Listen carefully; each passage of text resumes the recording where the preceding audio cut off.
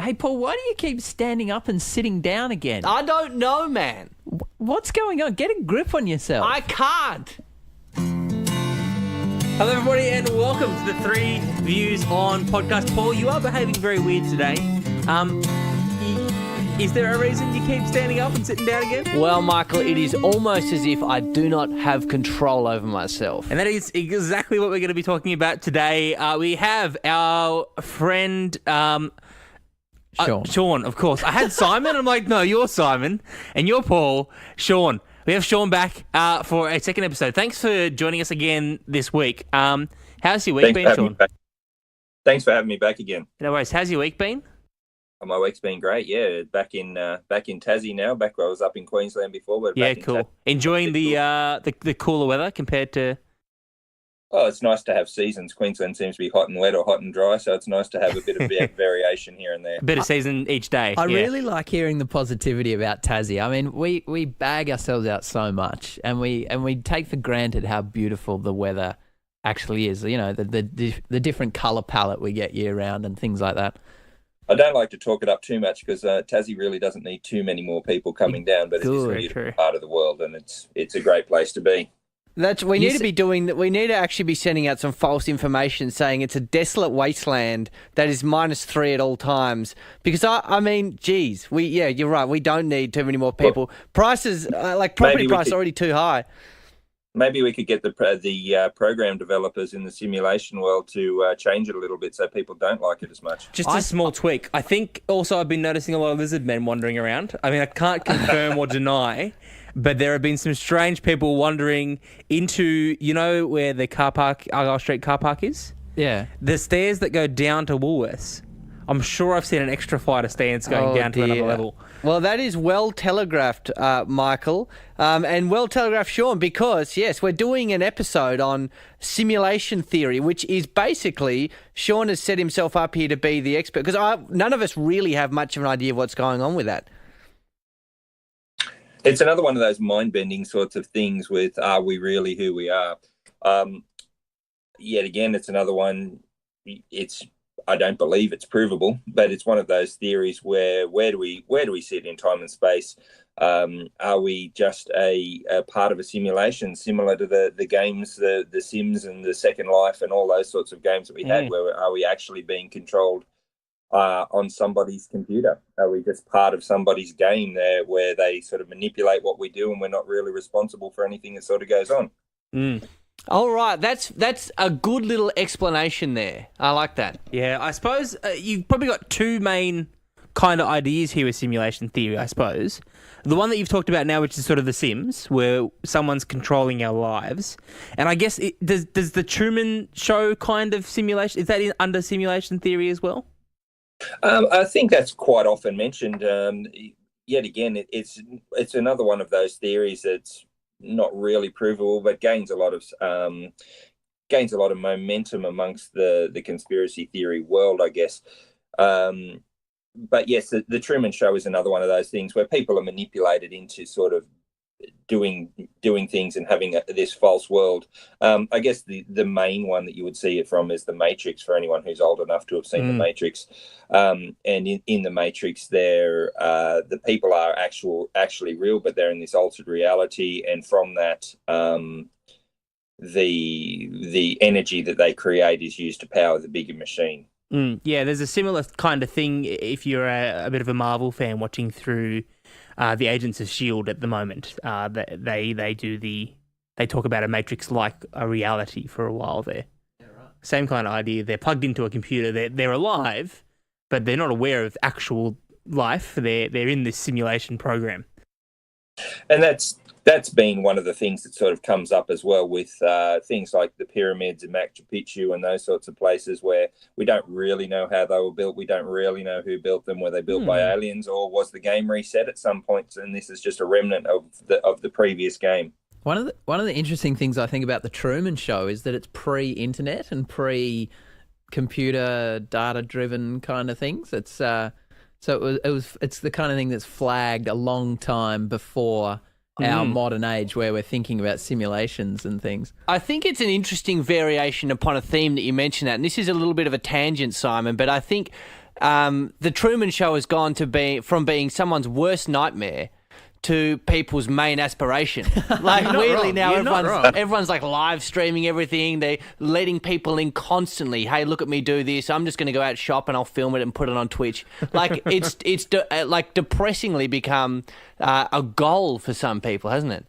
You're But not people wrong. are obsessed with their own, making sure that they get their own privacy as well, where they put it all out there for everyone to see. Exactly. Now I've heard, Sean, in the dabbling that I've done, that if we can create a simulation context where we can have members of that simulation, maybe they're digital themselves, they're in a program, and they themselves have autonomy, and they can then grow and develop technology and eventually build a society where there are computers and whatever.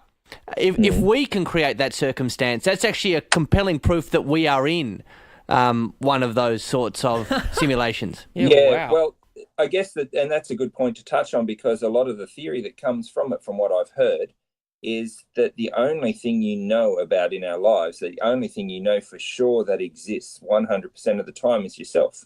Mm-hmm. Because you don't know what experiences people are having. Are they just these sorts of people that float in and float out when the game determines it? So are you the only thing that's real? And this is where the real mind-bendy stuff, because I'm sure you've been stuck behind those drivers that are doing 20 Ks under the speed limit, and then they pull off and then somebody else pulls in and does exactly the same thing. And you have to think, is that a real person, or are they just put there to irritate me because I can't get around them and they're slowing me down and I need to get somewhere? Some little 8-year-old kid on the main computer sneaking in and annoying you. But there's also back to the powering the machine type belief that, and this was part of, we spoke about David Icke and the lizard people before, and that the lizard people thrive on the negative energy. And so part of that simulation theory goes into is that negative energy driving some sort of bigger machine that we're all part of to be able to power whatever it is, because we exist in one teenage kid's bedroom in a bigger sort of sphere. You're blowing my mind here. No, it gets worse. And then from there you can when the game resets, or there's things that need to change, and then you can, if you want to expand it even further, you can look at time travel. Time travel is another one of these things that stems from there as well.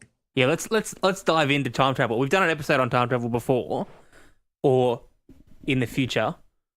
Or I can't remember exactly where it fits in the timeline. But tell us, how does they seem like two completely separate things? How can time travel fit in with simulation theory? Well, if nothing's really real and you want to reverse something, or you want to reset something, or something dies in the game and you want to go back and change it, it's a pretty long bow to draw. I think that having that time travel, because we think of time as in a linear fashion, so it's a straight line where events occur one after the other.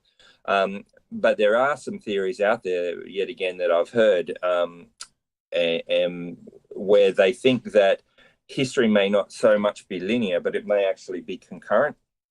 So things that are happening in a Bronze Age in one area might be the medieval ages in another part. So Europe's going through, say, its medieval ages, whereas, some parts of Asia are going through the Ming Dynasty, whereas they may have only occurred. And it's one of those sorts of theories where,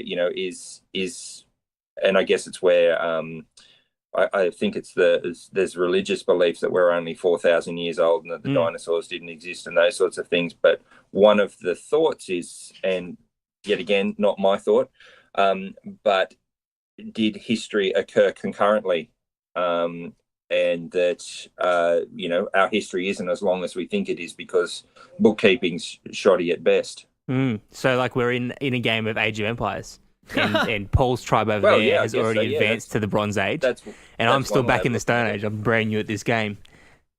That's crazy. Mind you, let me just pause for a brief anecdote. I remember playing Age of Empires, and I thought that if I didn't advance, the other guys wouldn't either. Not true. I built this like Stone Age empire and got walloped by a couple of trebuchets in the world's shortest battle. So yeah, for all of you budding young players out there, that's not going to work for you. You can't restrict others by slowing yourself down. But here's the thing, if you were playing Age of Empires on a map that was the size of the Earth and was separated by several continental water masses, could they advance at different rates, and could we be recording time differently? You've gone way too deep. Yeah. And most of this, I mean, it is so deep that it basically deals with, as you said, Sean, things that we can't know or test. We can't know that we're in a simulation because if the simulation is as cohesive as it would be if this world is a simulation, there's no getting outside of it. No. Have you guys seen, now this is a bit of a branch on a branch, so you got The Matrix, which we mentioned earlier. There was a series of animated shorts that came out with the original Matrix called Really? The Animatrix. Never heard of it. Okay, so it was Jinx. interesting because it tracked, one of these short films tracked people who excelled in particular fields. One of them was a 100-meter sprinter, and he essentially was hurling himself down the track with such tenacity and with such speed and exertion that he, in effect, broke himself out of the simulation, and then woke up outside of the world. That's like a Barry Allen, running through the Speed Force kind of thing and time travel. 88 miles per hour. Well, Oh, yeah, look, there's just been 6 references in a row there. it's too many. Have you seen that, Sean? Are you familiar with what I'm talking about? Yes, yeah. You mean the popular culture, or as in real life? I haven't seen it for real. Okay. But Yeah, haven't the noticed pop anyone culture, break yes. through. Yes. Yeah. Look, I don't know. Time travel's another one of those things that just really rips your head open because how can we go back to things that have already begun or that have already been done and have been finished, and how can we interact in there without affecting what happens? And there's all those things like the butterfly effect and I think it's called the grandfather effect, where the best way to explain it is if you are shooting a snooker ball and you've hit the ball and then come back and take that shot again, then the ball has already moved, so you've changed the way that's going to happen in the future. So I guess if you're talking about Flash references, it's where Barry Allen goes back and saves his mother and creates the divergent path. Oh, So Sean, you and I have just become deeper friends. Have those those divergent paths that are running parallel to each other, which then is, you talk about time travel again. Are we then jumping between time travels, or are we jumping between parallel universes and those sorts of things, and it just gets bigger and bigger. What is time if it's not a parallel? I think you meant that to sound profound, but I don't think it means anything. I don't think you've actually said anything there, Michael. Yes, okay, time travel. Now, there are, from what I understand, Sean, there's some interesting photography which provides cause for concern in this area. Yeah, well, there's all the different sorts of, yet again, all easily accessible on YouTube, and you go down that wormhole of YouTube where you get on YouTube and think you'll have a look at one thing at 8 o'clock, and the way YouTube is, you click on something else and something else, and it's suddenly 3 a.m. and you got to get up at 7. And there's all these different things about people wearing different sunglasses and different clothes that aren't part of the era. And there was I think it was a Charlie Chaplin movie where it looks to be a woman behind him in one of the cutout scenes actually picks up and puts a mobile phone to her ear, like she's talking on a phone. But I don't know, a lot of these photos seem to be around people wearing wraparound sunglasses or carrying mobile phones, which, I don't really place a lot of faith in. But there's certainly people who are convinced that with time traveling, that there are people who have done it and carrying modern technology. And of course, we didn't pick it up earlier because the technology's only been invented recently. So are they coming from the future, us, or from behind? And certainly there's a lot of alien conspiracy theories that say that aliens, the little green aliens that we see, are actually us from a couple of thousand or tens of thousand years in the future, where they're time traveling because something hasn't happened. There is a famous case of what was his name, John Titor, who appeared in the late 90s on different message boards, and I don't know if you remember from the 90s, the message boards were very DOS based, very straightforward. Where he said, I'm a time traveler and I've gone back to get I don't know the type of computer, but it was basically worked on the Linux system, rather than, and because there's only a certain amount of time, all that stuff dies in the future, all their machinery dies in the future because it has in 2038 it dies because there's a Y2K type bug that it infects the 16-bit systems or the 8-bit systems. I'm not a computer person, so it sort of went a bit over my head. Yes, you're not wrong. I understand exactly what you're talking about. Yes. So there is, all this sort of thing. And yet again, there's these people that absolutely believe it. I just, it hurts my head a bit when you start to really look into the possibility and the effects of time travel and why people don't want to just live in the now rather than having to know what's coming up in the future. Yeah, I think time travel is one of those things. I don't know what you guys think, but it taps in within something so deep in us because as we mentioned earlier, there is this strict linear progression to the way things happen. We live in a very kind of strict cause and effect universe where things happening be as a result of other things happening. And we all, like, from a very emotional and psychological, at a very emotional psychological level, we have done things and we would almost give anything to take them back. I'm sure we've been in situations like that before, haven't we? Oh yeah, even not just to go back and change, just to re-experience or have another minute.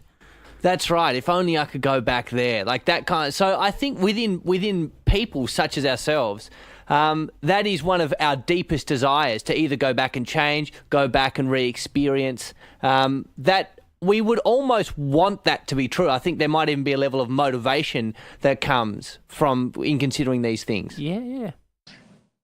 The whole time travel thing, I think, is something we all want. But as you start to find people who really look into it, there's a whole host of problems. And you end up with for people who've tried to wrap their brain around time travel, you start to see that look in their eyes that says, where you've gone is a little bit beyond what makes people sane. Have you seen that before? I have. I have indeed. I mean, there is the idea that once you start messing with this stuff, everything breaks. I mean, we mentioned the grandfather paradox before, which is like what would happen if you went back in time and killed your own grandfather, and then you destroy your biological line, and then what happens to you? Like, does the universe get rent in half at that point? Like, do we all divide by zero and cease to exist, or like what happens? There is just these myriad consequences to changing even the smallest thing. But then the paradox in that is that if you go back and kill your grandfather and you no longer exist, then you couldn't have gone back and killed your grandfather. Yeah, that's right. That's the paradox. The golden paradox. So it's going down that wormhole that you just sort of think, oh my God, where do I stop? Yeah, we've talked a lot about sort of some theories as to what this would look like. What I'd like to know now, Sean, is what are the facts? Can you give us 5 facts to support time-traveling simulation theory? 5 facts? Try and convince me that this is true. Didn't we discuss the fact that there were no facts? But anyway, sorry. I want to know, where's the evidence? Where's there are some diehard people out there who believe this to be beyond any shadow of a doubt true. What are the linchpins? I don't know that I could actually come up with. I don't know that I could actually come up with one that would convince myself. I just can't see how that time does happen, and I certainly don't understand the science and things behind it. I think the way I sort of think that time travel would be possible is probably of 2 different ways. So if you think about, we have dimensions. One was explained, and it was in one of those Morgan Freeman explaining space sorts of shows where dimensions are like sheets hanging on the washing line. So you've got a set of sheets hanging on the washing line. And when every sheet is a different dimension, and when the wind blows, they touch in certain places. And it's at those points that the dimensions touch together, and that allows interdimensional travel. Wow. So when you can move between those travels, that's at those moments, and that's why it's so unreliable. Now, whether one dimension is in 1948 and the other one is in 1073, and you move in between them, not knowing when it's going to happen, that's one way. And if you can believe in those different dimensions and alternate dimensions happening, I think that's quite possible. The other way I think of it is, rather than being linear, time is more like a corkscrew. Yeah. So as the corkscrew goes along, time is occurring, it's evolving, it's rolling. So you can jump from one point on the corkscrew to the other, but it's easier to jump from one point to the other, which may be 50 years, it may be 500 years, rather than travel in a straight line. Does that make sense?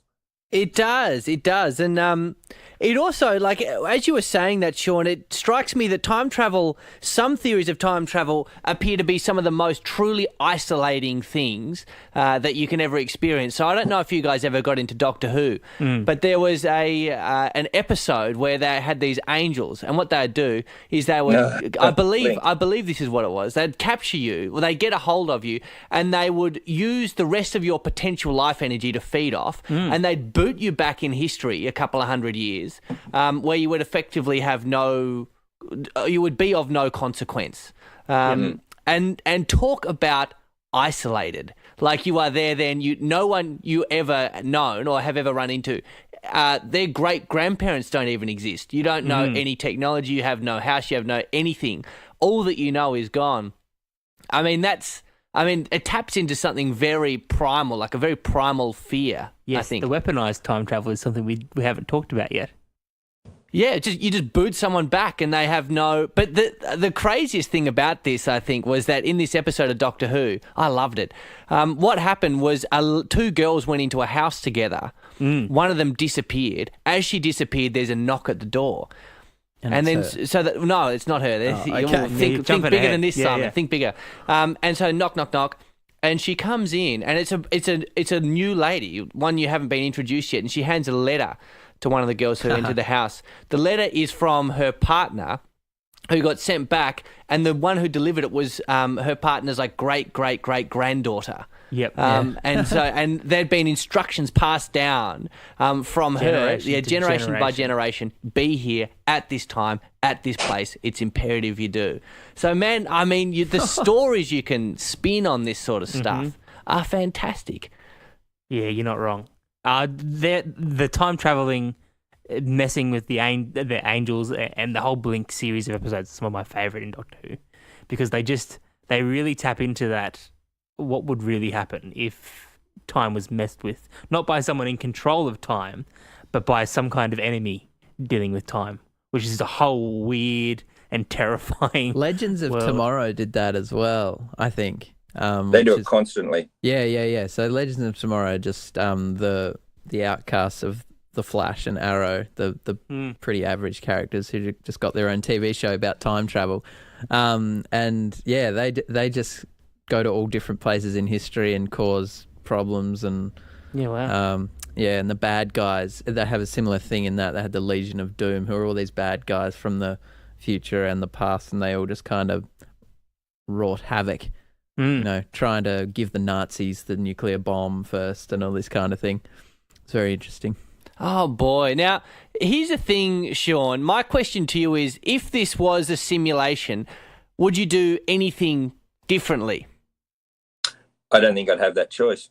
No, and that's a thing where there's a level on which all this knowledge, especially about simulation theory from what I've grasped, is not very pragmatic. Like, you can't really bring it to bear on your life, because if it was a simulation, like, there's nothing I would do differently. Like, I'm happy with how I'm tracking at the moment. I'm playing as if it's real. Short of letting everything in my life go to seed and just giving up on everything, I don't think I could actually really utilize that information. And it's like that line in The Matrix where he's sitting, I think he's sitting and talking to Agent Smith, one of the characters, and he's sitting eating a piece of steak, and he says, I know this isn't real, but it tastes so good. And so what, blue pill, red pill, would you change it? Do you want to know? And how would your life be improved by knowing? So... Exactly. We've got a lot of control over these things, but we really don't. So I don't know that I'd change anything either, Mike. All right. I think I've got a way to wrap this up. Do it. All right. So occasionally I do dabble in The Sims. We all play computer games. Here's my takeaway lesson for today's episode. We'll wrap up with this. Yeah, right. Okay. Next time you play The Sims, just keep in mind that you could be controlling an entire human race. Let that sink in. That's heavy. And change how you play games, because you never know. Never know if you're taking that choice away from someone. When you click on that sim and tell them to go to the toilet, that could be you. I don't know if that could be someone controlling you, telling you to go to the toilet. I don't know if my Pentium 2 computer is actually capable of supporting an entire human ecosystem, but I take your point, Michael. I take your point. So think about that next time you play it. Look, Sean, thank you so much for being on these episodes with us. We really appreciate it. Thanks very much, guys. I appreciate it as well. Thanks for having me on. Well, guys, look, keep living the dream. It's been real.